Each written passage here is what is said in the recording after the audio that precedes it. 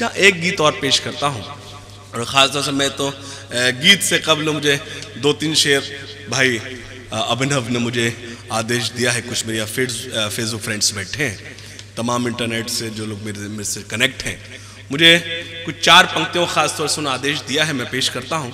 और ख़ास तौर से इसमें ख़ास तौर से पेश करता हूँ। बंद। बिछड़ कर भी तुम्हें हम आज तक भूले नहीं जाना, तुम्हारी याद आते ही हवा भी मुस्कुराती है।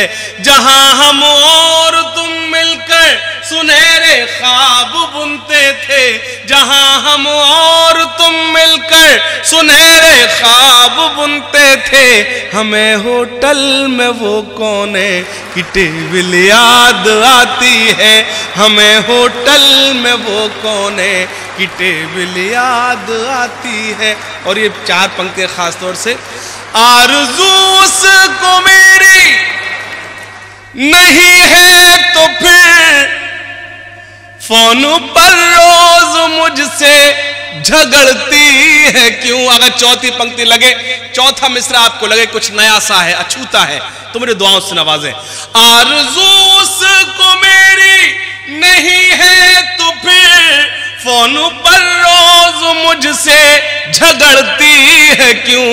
कोई रिश्ता नहीं उसने रखा है जब, कोई रिश्ता नहीं उसने रखा है जब, वॉल पर मेरा अपडेट पड़ती है क्यों।